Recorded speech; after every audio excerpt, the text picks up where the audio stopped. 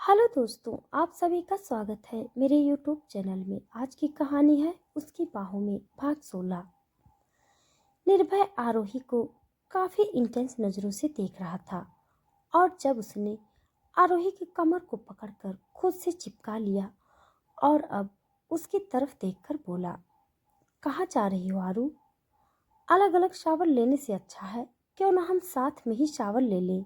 हाँ, इतना कहकर अब निर्भय ने शावर ऑन कर दिया और अब निर्भय की बात सुनकर आरोही ने जैसे ही निर्भय से कुछ कहने के लिए अपना मुंह खोलना चाहा, पर निर्भय ने अब अपने लबों से आरोही के लबों को बंद कर दिया और अब निर्भय ने आरोही के होठों को अपने होठों से शक करने लगा और आरोही ने भी निर्भय के बालों में अपनी उंगलियां फंसा ली और अब निर्भय के हाथ आरोही की कमर को नापने लगे थे और निर्भय अब आरोही के पेट को सहलाने लगा था, जिससे आरोही अब मदहोश होने लगी थी और निर्भय ने आरोही की भीगी हुई टी शर्ट को निकालकर नीचे फेंक दिया और अब आरोही निर्भय के सामने अब इनर वियर में ही रह गई थी और निर्भय ने आरोही के होठों को छोड़ा। अब उसने अपने होठों को आरोही की भीगी हुई गर्दन पर रख दिया और उसे किस करने लगा और आरोही ने निर्भय को खुद से दूर करना चाहा और उसकी तरफ देखकर बोली, ये गलत है निर्भय, आप प्लीज। पर निर्भय ने अब आरोही की तरफ देखकर कहा, आरू, कुछ भी गलत नहीं है, अब चुपचाप मेरे टच को फील करो। इतना कहकर अब निर्भय ने आरोही के कॉलर बोन को चूमने लगा और अब धीरे धीरे निर्भय के होठ अब आरोही के सीने की तरफ बढ़ने लगे और अब निर्भय ने आरोही की तरफ देखा जो पूरी तरह से निर्भय में खो चुकी थी और अब निर्भय ने आरोही के भीगे हुए होठों को अपने होठों में दबा लिया और उसे किस करने लगा और निर्भय के हाथ अब आरोही की इनर वियर पर चलने लगे थे। अब निर्भय ने आरोही को एक झटके में उठाकर वॉशरूम की दीवार से लगा दिया। वहीं दूसरी तरफ आर्या और निकिता और प्रिया इस वक्त कॉलेज के कैंटीन में बैठी हुई थी और अब निकिता ने आर्या की तरफ देखकर कहा, बता ना आर्या, आखिर तू अभय ठाकुर कैसे मिली? मैंने तो सुना है कि वो बहुत खड़ूस है। निकिता की बात सुनकर अब आर्या ने अभय के गुस्से वाले चेहरे को इमेजिन करके कहा, खड़ूस तो है ठाकुर साहब। अब निकिता ने आर्या की तरफ देखकर कहा, अरे तूने तो बताया ही नहीं कि तू अभय ठाकुर से कब मिली। तो निकिता की बात सुनकर अब आर्या को समझ ही नहीं आया कि आखिर वो निकिता से क्या कहे, पर तभी प्रिया ने निकिता की तरफ देखकर कहा, छोड़ना, क्यों एक ही बात पर बार बार पूछकर उसे परेशान कर रही है। प्रिया की बात सुनकर अब आर्या ने एक राहत की सांस ली और अब निकिता ने आर्या की तरफ देखकर कहा, अच्छा, तेरे ठाकुर साहब की फैमिली में और कौन कौन है? अब आर्या मुस्कुराई और उन दोनों की तरफ देखकर बोली, ठाकुर साहब की एक छोटी बहन है, आरोही। आरोही बहुत ही अच्छी है और मुझसे बहुत ज्यादा प्यार भी करती है। और तुम अभय से कितना प्यार करती हो आर्या?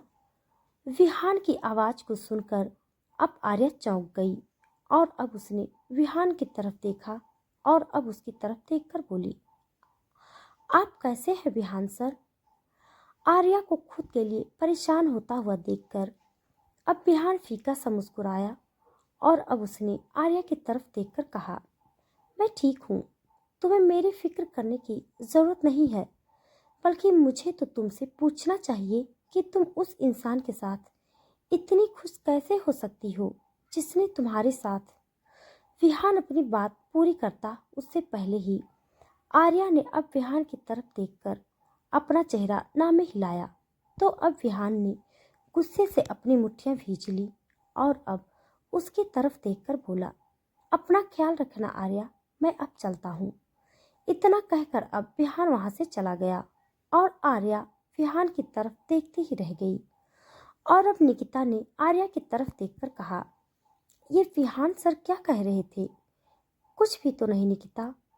और अब इतना कहकर अब वो तीनों कैंटीन से बाहर आ गई और अब वो तीनों गेट से बाहर आई तो अब अभय की गाड़ी अब कॉलेज के बाहर आकर रुकी। तो अभय की गाड़ी को देखकर अब निकिता ने आर्या को छेड़ते हुए कहा, लो भाई, आ गए आपके ठाकुर साहब, अब आप जाइए और अब हम भी अब अपने घर के लिए निकलेंगे।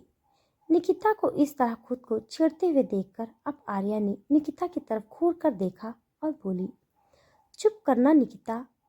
और अब गाड़ी का दरवाजा खुला और अब आर्या ने बेचैनी से अभय की तरफ देखा, लेकिन गाड़ी के अंदर से इस वक्त अभय नहीं निकला, बल्कि ड्राइवर बाहर आया और अब आर्या की तरफ देखकर बोला, वो बॉस की एक इम्पोर्टेंट मीटिंग थी, इसीलिए उन्होंने मुझे भेजा है।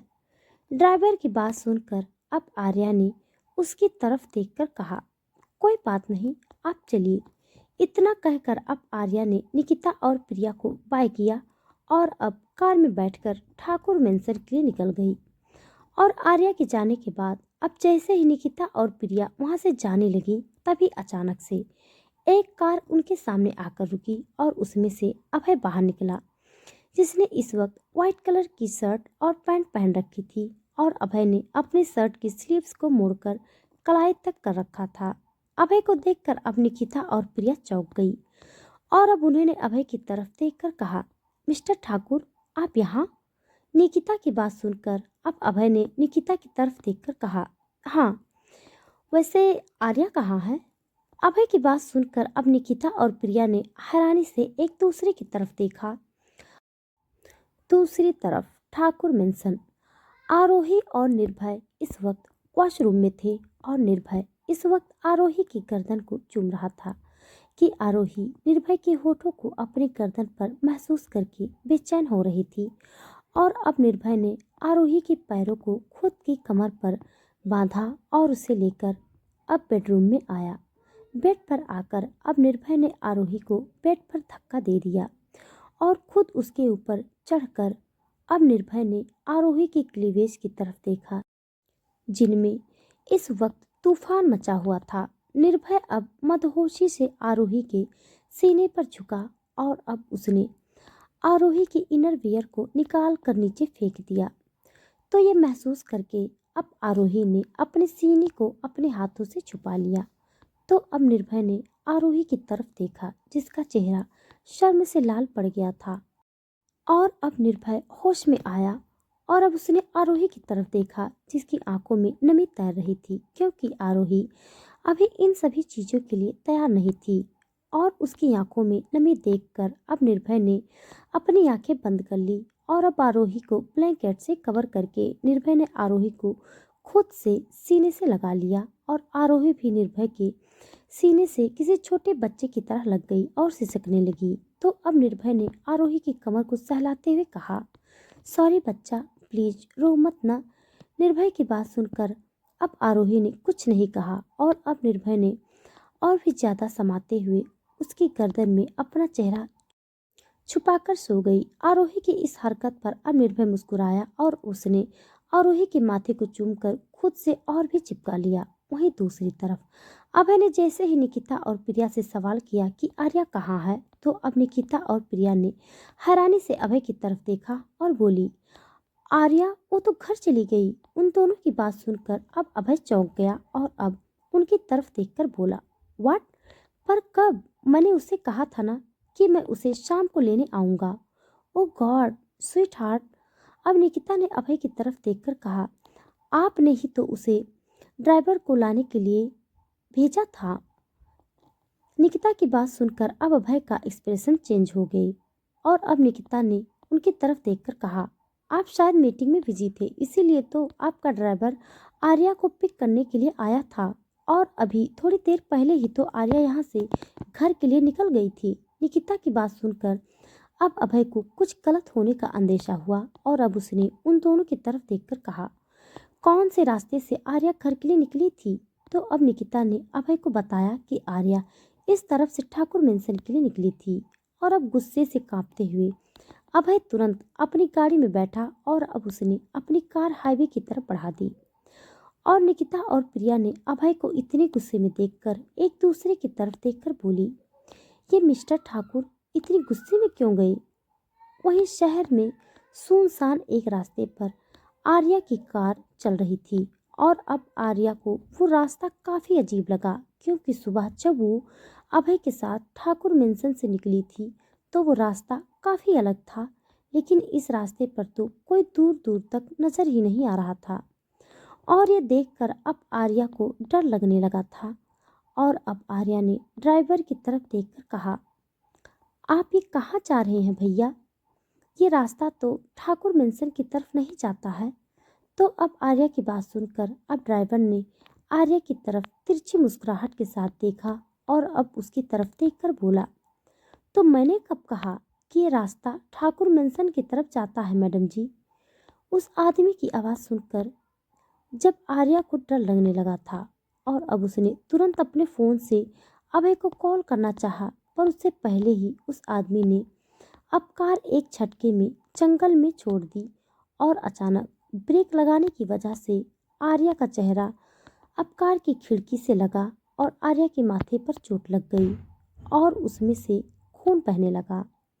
आर्या भी खुद को संभालती उससे पहले ही उस शख्स ने आर्या को कार से खींचते हुए बाहर निकाला और अब उसकी तरफ देखकर बेशर्मी से बोला, आज उस अभय ठाकुर को उसकी औकात नहीं बताई ना मैं, तो मेरा नाम भी नीरज नहीं।